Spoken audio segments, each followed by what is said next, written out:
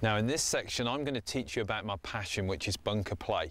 Now you hear a lot of people here that pros prefer to be in bunkers, and you know that's right. The reason for that is that the ball actually comes out softer on the green. They've actually got more control, but we need to learn how to do that.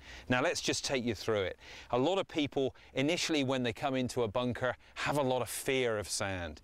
Listen, this stuff is really light and really soft.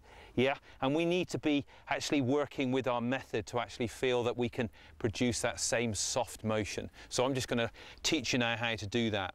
But before we go into that, let's talk a little bit about the club itself.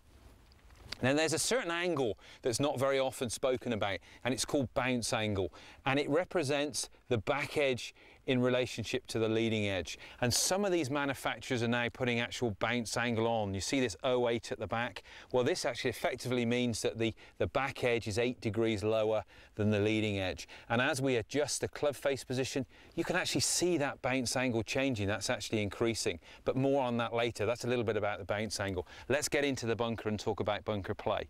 Now, the big thing is, as I said, is that we don't really want to go in there with a lot of fear. We need to be relaxed, and we need to therefore be picturing a long and full and graceful swing. Good tip for you here: the longer you follow through, the further the ball will fly. Very often a common mistake is people actually quit on the golf shot. They have a beautiful length backswing and then they slow down and strike it. Now if they stop here, they got to be slowing down here, and that's when they actually leave the ball in the bunker. So I'm going to hit a couple of demo shots here. You can see the flag. It's say about 20 yards up the green, and I'm going to really just show you the tempo and the fullness within the technique, and then we're going to actually talk about the technique itself. But let me just demonstrate to you again the passion that I have about this shot, how soft and how languid it is. You can see here just in my practice swings, it's a real soft motion. Just watch the rhythm, the timing and the tempo of this shot as I'm going through. And it's a real rhythm shot.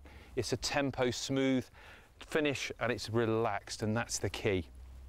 I'm just going to play another one this time, but I'm going to show you the common mistake. I'm actually not going to change the backswing that much, but I'm going to change the follow through, and wow, what a difference this will make. So the setup's going to be exactly the same. But watch this now. I've got a nice long backswing.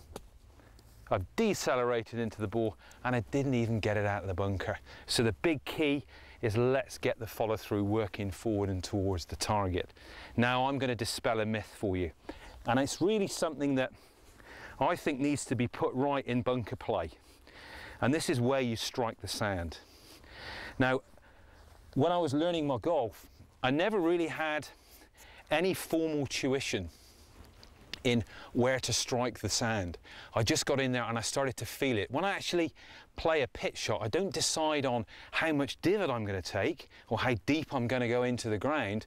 So why would I do that here? Now you see a lot of the articles in the magazines talking about how close you should be on strike. Should you be an inch? Should you be an inch and a half back?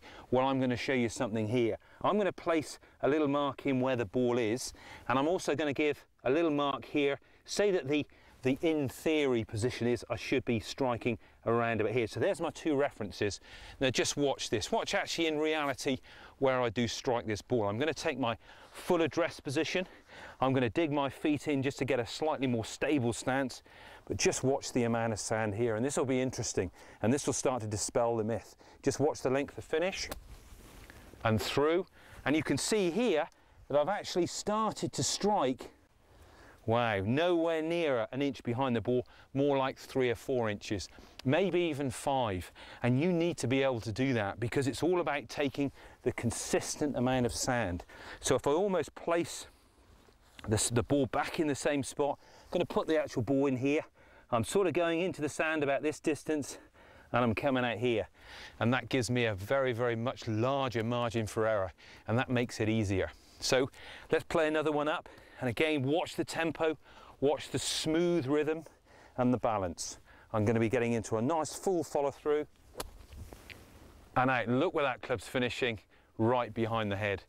A real key to good solid bunker play.